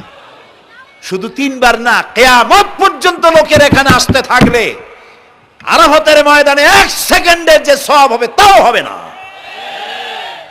আরাফাত হচ্ছে সেই ময়দান যেখানে আদম আলাইহিস সালাম থেকে শুরু করে মুহাম্মদ রাসূলুল্লাহ সাল্লাল্লাহু আলাইহি সাল্লাম পর্যন্ত সব নবীদের চোখের পানি শুকিয়েছে। পৃথিবীর কোটি কোটি মানুষ এখানে কাঁদছে। আর আল্লাহ রাসূল বলেছেন, আল হাজ্জুল মাবরুর লাইসা লাহুল জাযাউ ইল্লাল জান্নাহ। একটা কবুল হজের সওয়াব আল্লাহর কাছে বেহেশত দেওয়া ছাড়া আর কিছুই নেই। মান হাজ্জা লিল্লাহ ফালাম ইয়ারফুস ওয়ালাম ইয়াফসুক রাজাকা ইয়াউমিন ওয়ালাদাতহু উম্মুহু, রাওয়াহুল বুখারী। বুখারী শরীফের হাদিস। রাসূলুল্লাহ বলছেন, আরাফাতের ময়দান থেকে হাজিরা যখন বেরিয়ে যায় সন্ধ্যায়, মা যেমন নিষ্পাপ সন্তান প্রসব করে, আরাফাত থেকে হাজিরা তেমন নিষ্পাপ হয়ে বেরিয়ে যায়। আল্লাহর হস্তে আপনারা এই তুলনাটা কেউ করবেন না। বলবেন অনেক বড় সমাবেশ হয়েছে, লক্ষ লক্ষ লোক হয়েছে, বাস শেষ। এটা দ্বিতীয় সমাবেশ, আরাফাতের পরের এটা দ্বিতীয় স্থান অবলম্বন করেছে। এইসব বাজে কথা আর একদিনও বলবেন না। মহাবে আদমি যদি কেউ বলে থাকেন আস্তাগফিরুল্লাহ পড়ুন, পড়েন আস্তাগফিরুল্লাহ। আল্লাহ সবাইকে ক্ষমা করুন, বলুন আমি। এখানে আসলে দোয়া কবুল হবেই, কোনো গ্যারান্টি নেই, কোনো গ্যারান্টি নাই। কিন্তু রাসূলুল্লাহ বলেছেন আরাফাতের ময়দানে দোয়া কবুল হয়। রাসূলুল্লাহ বলেছেন আল্লাহর ঘরের কাছে দাঁড়ায়া, মুলতাজিমে দাঁড়ায়া এমন কোন দোয়া করি নাই যে আল্লাহ কবুল করেন নাই। কাজে এই সব চিন্তা করবেন না। প্রিয় ভাই, সব রসুলের প্রতি ঈমান আনতে হলে রসুলের জীবনকে জানতে হবে। রসুলের জীবন আমরা অনেকেই জানি না। বাংলা ভাষায় বহুত বইপত্র বেরিয়েছে রসুলের জীবনী সংক্রান্ত। মেহেরবানি করে কিনবেন এবং পড়বেন। রসুলের প্রতি ঈমানের অর্থ হলো রসুলুল্লাহর পা থেকে শুরু করে মাথা পর্যন্ত সবটা আমল করা এবং তাকে মোহাব্বত করা। রসুলকে কি করবো আমরা? কি মোহাম্মদ সে ওয়াফা তূনে তু হাম তেরে ये जहां चीज ही क्या लोह कलम तेरे हैं। মোহাম্মদ সাল্লাল্লাহু আলাইহি সাল্লামের সঙ্গে যদি তুমি মহব্বতের কানেকশন জুড়িয়ে দিতে পারো, তার অনুসরণ আর অনুকরণ যদি করতে পারো, আকাশ আর জমিন তো দূরের কথা, লৌহ কলম পর্যন্ত আল্লাহ তোমার জন্য করে দেবে। নবী করিম সাল্লাল্লাহু আলাইহি সাল্লামের উপর ঈমান আনার অর্থ হলো তার অনুসরণ অনুকরণ করা। 3 নম্বরে ওয়াতুজাহিদুনা ফি সাবিলিল্লাহি বিআমওয়ালিকুম ওয়া আনফুসিকুম। আল্লাহর রাস্তায় লড়াই করো জান দিয়া আর মাল দিয়া। কি দিয়া কোন তো? জান দিয়া আর মাল দিয়া। আমরা কিন্তু বলি হুজুর আসি আপনার সাথে, আপনার পিছনে আসি, জানটা দিয়ে দেব। এই মানুষেরা খুব চালাক। আপনি জান দিলে তো মাল থেকে যাবে। আগে দেবেন কি? মাল, পরে দেবেন জান। মাল দিতে হবে, জান দিতে হবে আল্লাহর দ্বীন প্রতিষ্ঠার জন্য। রাসূলুল্লাহ জীবন দিয়ে, সাহাবায়ে কেরাম জীবন দিয়েছেন, রাসূলুল্লাহ রক্ত দিয়েছেন, দান মোবারক শহীদ হয়েছে। আমি দেখেছি ওহদের মাঠে, আমি ওহদে যখন সফর করেছি, আল্লাহ বহুবার নিয়েছেন আলহামদুলিল্লাহ। আমাকে সেখানকার একজন আলেম মদিনার, তিনি আমাকে নিয়ে গেলেন ওহদে বেশ কয়েক বছর আগে। ওহদে গিয়ে দেখলাম, আমাকে দেখালো যে নবী করিম সাল্লাল্লাহু আলাইহি সাল্লামের যেখানে দান শহীদ হয়ে গিয়েছিল, দাঁত মুবারক শহীদ হয়েছে, রাসূলুল্লাহ বেহুশ হয়ে পড়ে গেছিলেন। তাকে হযরতে আবু বকর, হযরত ওমর, হযরত ওসমান, এই 3 জনে উঁচু করে নিরাপদ জায়গায় নেওয়ার জন্য দৌড়াচ্ছিলেন। পাহাড়ের উপরে যখন উঠতেছিলেন, ওই তিনজন রসুলকে ঘাড়ে করে নিয়ে উঠতেছেন, পাহাড় তখন কাঁপতেছিল, পাহাড় কাঁপতেছে, এত বড় কাঁপন উঠেছে পাহাড়ের। পাহাড় সেই এলাকা থেকে কাগজ কাটলে, কেচি দিয়ে কাগজ কাটলে যেমন রেজা রেজা হয়ে যায়, আমার নিজের চোখে আমি দেখলাম, তিনি আমাকে দেখালেন, এই সেই এলাকা যেখানে রসুলকে উঠানো হয়েছিল। পাহাড় আল্লাহর ভয়তে কাঁপতেছিল তরতর করে। সেই উঁচা জায়গা, একটা বিশ্রামের মতো জায়গা পাহাড়ের মধ্যে, সেইখানে তাকে নিয়ে যখন রসুলকে যখন শোয়ানো হচ্ছিল, পাহাড় কাঁপতেছে। নবী করিম সাল্লাল্লাহু আলাইহি সাল্লাম তখন বলছেন, উসবুতি ইয়া জিবাল, উসবুতি ইয়া জিবাল, ইন্নাকা আলাইয়া নবিয়ান ওয়াস সিদ্দিকিন ওয়াস শাহীদাইন।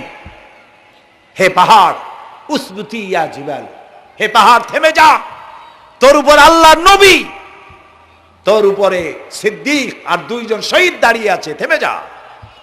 পাহাড় থেমে গেল।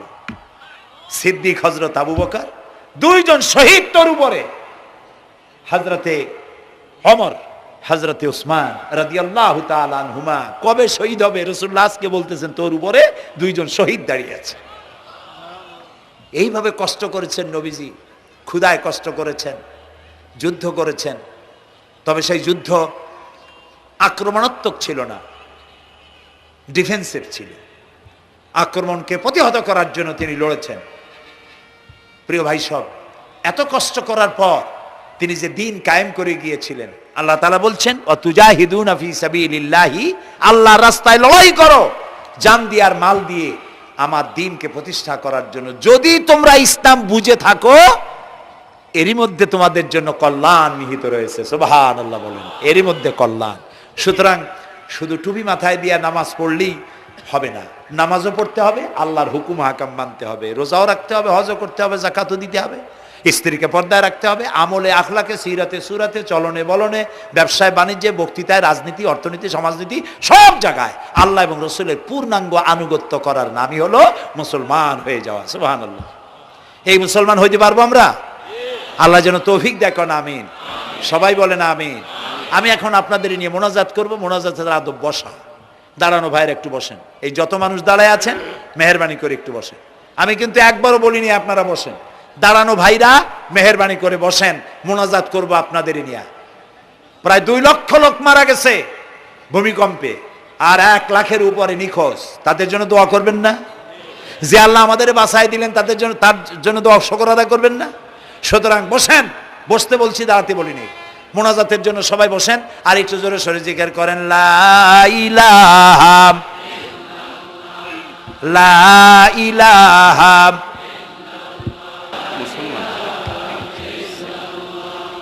ঘামে শেষ হয়ে গেছে।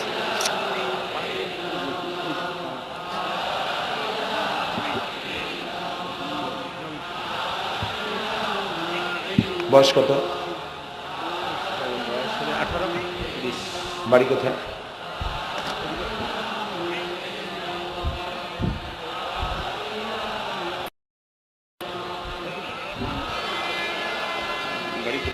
একটু জোরে, লা ইলাহা। এফিডেভিট করছো? বসো বসো।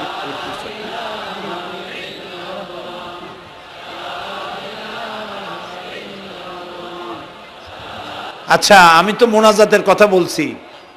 মোনাজাত থুয়ে যদি কেউ হাঁটে, তো এটা একটা বড় বদকিসমতির ব্যাপার। এত মানুষ একসাথে আল্লাহর কাছে মোনাজাতের লোভ কিভাবে সামলান? কেমনে হাঁটেন? এক যুবক ইসলাম কবুল করার জন্য আসছে, টঙ্গিতেই থাকো।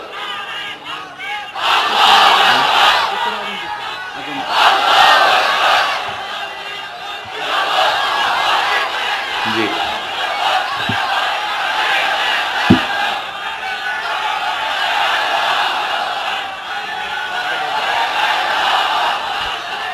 এই ছেলেটি বাড়ি হলো বগুড়ায়, থাকে উত্তরায়। এই ছেলের বাপের নাম শ্রী সুধীর চন্দ্র সরকার, আর তার নাম হলো চঞ্চল কুমার সরকার। বর্তমান নাম পছন্দ করেছে বশির উদ্দিন। বলো লা ইলাহা লা ইলাহা ইল্লাল্লাহু ইল্লাল্লাহু মুহাম্মাদুর মুহাম্মাদুর রাসূলুল্লাহ। রাসূলুল্লাহ। আল্লাহ ছাড়া আল্লাহ ছাড়া কোনো ইলাহ নাই, কোনো ইলাহ নাই, মাবুদ নাই, মাহবুব নাই, উপাস্য নাই। উপাস্য নাই।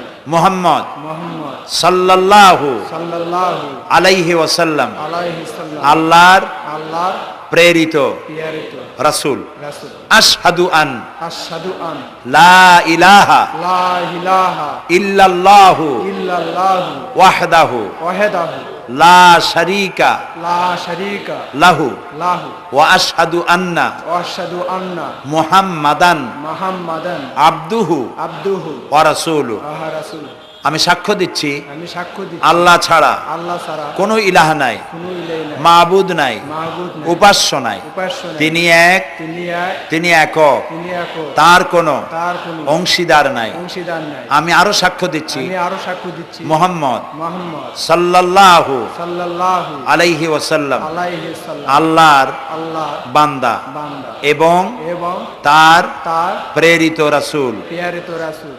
বলো আসসালামু আলাইকুম। আসসালামু আলাইকুম। আপনারা জবাব দেন। এই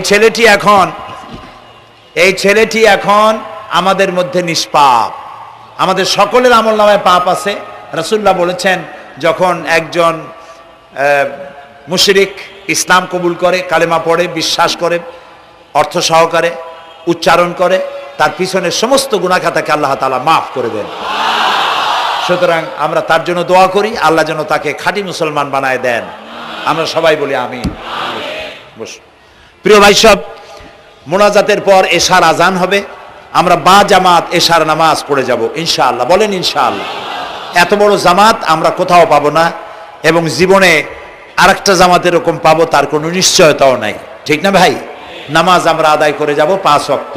কি বলে, এখানে সারা জীবন 5 ওয়াক্ত নামাজ সঠিকভাবে আদায় করব, আর এশার নামাজ আমরা এখানে জামাতে আদায় করে যাব। আর এই বিশাল মাহফিল তৈরি করতে অনেক খরচ হয়েছে। আপনারা নিশ্চয়ই দেখতে পান এত বড় প্যান্ডেল করতে কত টাকা খরচ হতে পারে, এবং তারা প্রচেষ্টা করেছে। আপনারা এই লাইটিং, মাইকিং, প্যান্ডেল, স্টেজ, তারপরে পোস্টার, গেট ইত্যাদি তৈরি করতে বহু টাকা খরচ হয়েছে। আপনারা যাওয়ার সময় মেহেরবানি করে তাদেরকে চতুর্দিকে ড্রাম এবং চাদর নিয়ে লোকেরা দাঁড়িয়ে থাকবে, আপনারা আল্লাহর হস্তে তাদেরকে কিছু সহযোগিতা করে যাবেন। রাজি আছেন আপনারা? রাজি আছেন? আল্লাহ আপনাদেরকে তৌফিক দিন। মা বোনেরা যারা এসছেন, মা বোনদের জন্য আজকে তেমন কোনো কথা বলতে পারলাম না, তবে যা বলেছি নারী এবং পুরুষ সকলের জন্য সমভাবে প্রযোজ্য।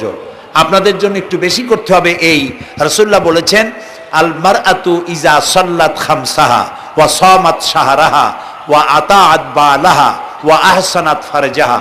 রাসূলুল্লাহ বলেছেন, যেসব মহিলারা 5 ওয়াক্ত নামাজ সঠিকভাবে আদায় করে, রমজান মোবারকের রোজা রাখে, সতীত্বের হেফাজত করে, স্বামীর আনুগত্য করে চলে, কিয়ামতের দিন ওই সব মহিলারা আল্লাহর জান্নাতের যে দরজা দিয়া খুশি সেই দরজা দিয়া জান্নাতে প্রবেশ করতে পারবে।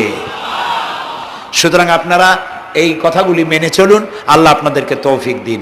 আমি মোনাজাত করব এখনই, আপনারা যাওয়ার সময় সকলে সহযোগিতা করে যাবেন। আর নামাজের জন্য একটি বই আছে, চরিত্র গঠনে নামাজের অবদান।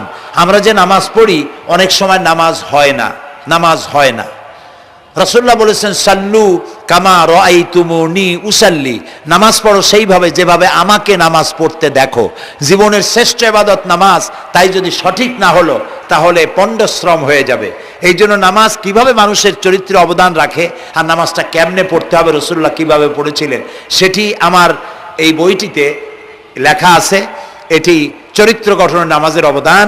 এখানে লাইব্রেরি আসছে, কোথায় আপনারা খুঁজে বের করে সেটা নিয়ে যাবেন। আর একটি হলো সূরা লোকমান। সূরা লোকমানের 2টা রুকুর তাফসীর করেছিলাম আমি চট্টগ্রামে, মাত্র 2 রুকুর তাফসীর। এই 2 রুকুর তাফসীর 5 দিনে শোনার পর 48 জন হিন্দু, বৌদ্ধ, মুসলমান হয়ে গিয়েছিল। যাকাত সম্পর্কে, মা বাপের অধিকার সম্পর্কে হযরতে লোকমান তার সন্তানকে যে নসিহত করেছে, সেই নসিহত 9টা নসিহত ছিল। ওই নসিহতগুলি আল্লাহর এত পছন্দ হয়েছে যে আল্লাহ তাআলা নিজে লোকমানের নসিহত কোরআন শরীফ উঠায় দিয়েছে। সুবহানাল্লাহ। সুতরাং আমার সন্তানদের ভালো করার জন্য এই নসিহতগুলি দরকার। এটির নাম যারা ক্যাসেট থেকে উদ্ধার করেছে, নাম হলো তাফসিরে সাঈদী লোকমান। সূরা লোকমান এ পর্যন্ত 4টা তাফসির বেরিয়েছে, তাফসিরে সাইদি নামে, যেগুলি আমি তাফসির করেছি চট্টগ্রামে, সেগুলি এসব বই ওখানে পাওয়া যাবে। এই বইগুলি আপনারা লাইব্রেরি থেকে, এখানে মোবাইল লাইব্রেরি এসছে ঢাকা শহর থেকে, সন্ধান করে আপনারা নিয়ে যাবেন। আল্লাহ তাআলা আপনাদেরকে তৌফিক দান করুন। যাওয়ার সময় মাহফিলকে সাহায্য করে যাবেন, আর নামাজে সালাতুল এশা আদায় করে যাবেন। আল্লাহুম্মা আমিন। লা তুযিগ কুলুবানা বা'দা ইয হাদাইতানা ওয়া হাব লানা মিন লাদুনকা রাহমাতান ইন্নাকা আনতাল ওয়াহ্হাব। আয় আল্লাহ তাআলা, হাজার হাজার মুসলিম জনতা, পুরুষ এবং নারী, আমরা তোমার দরবারে হাত তুলেছি, গুনার বোঝা মাথায় নিয়ে হাত তুলেছি। দয়া করে আমাদের জিন্দেগীর সমস্ত গুনাহ খাতাকে আল্লাহ মাফ করে দাও। আয় আল্লাহ তাআলা, আমাদের মধ্য থেকে আমাদের মা বাপ যাদের দুনিয়া থেকে বিদায় হয়ে গেল, কবরগুলিকে জান্নাতের টুকরায় পরিণত করে দাও। রব্বির হামহুমা কামা রব্বায়ানি সগীরা। সবাই পড়েন, রব্বির হামহুমা কামা রব্বায়ানি সগীরা। হায় আল্লাহ তাআলা, तमाम পৃথিবীতে আজ মুসলমানেরা বড়ই বিপদে আছে। হায় আল্লাহ তাআলা, বিপদগ্রস্ত মুসলমানদেরকে তুমি সাহায্য করো রব্বুল আলামিন। ইরাকের মাজলুম মুসলমানদের হাতে ইরাকের জমিন উঠায় দাও। হায় আল্লাহ তাআলা, জালিমদেরকে তুমি নস্তনাবুদ করে দাও। আল্লাহ তাআলা, বাংলাদেশ আমাদের প্রিয় জন্মভূমি, এই দেশের উপরে তোমার খাস রহমত নাজিল করো। আয় আল্লাহ তাআলা, ভূমিকম্পে আশেপাশের দেশগুলির মারাত্মক ক্ষতি হয়ে গেল। আল্লাহ তাআলা, তুমি আমাদেরকে দয়া করে বাঁচাই দিয়েছো। কিয়ামত পর্যন্ত আসমান আর জমিনের সব মুসিবত থেকে আমাদের দেশকে তুমি হেফাজত করো রব্বুল আলামিন। আমাদের স্ত্রী পুত্র পরিজন যাদেরকে তুমি দান করেছো, সবগুলিকে দিনদার, ইমানদার, নামাজি মুসলমান বানাইয়া দাও। আয় আল্লাহ তাআলা, এই মাহফিলের আয়োজন যারা করেছেন, কষ্ট করেছেন, পয়সা দিয়েছেন এবং দেবেন, সকলকে আল্লাহ তাআলা ইমানে কামেল সকলকে দিয়ে দাও। আমাদেরকে তোমার মকবুল বান্দাদের মধ্যে শামিল করে নাও।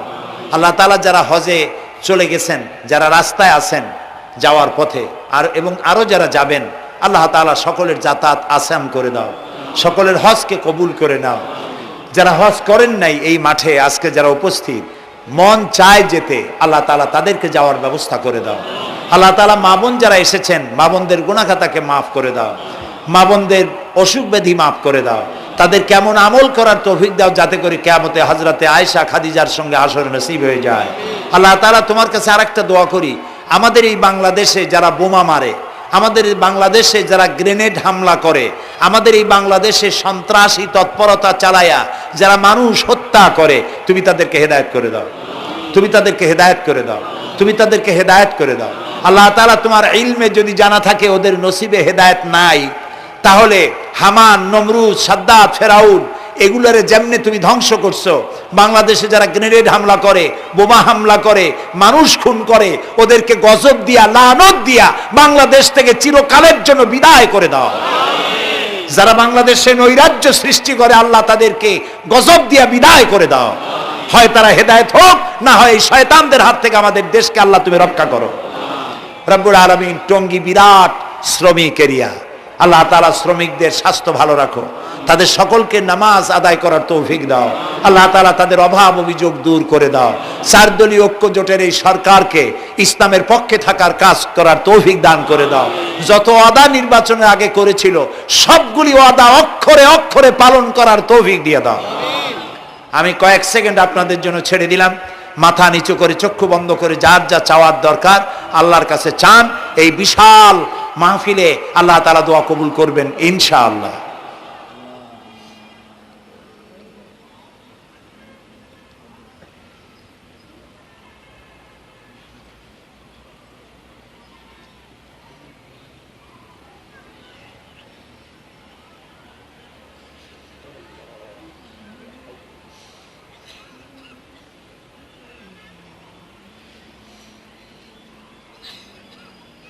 হায় আল্লাহ, তোমার আরশে আজিম থেকে তুমি দয়া করে তোমার রহমতের নজর দিয়ে টঙ্গীর এই মাঠের দিকে তাকাও।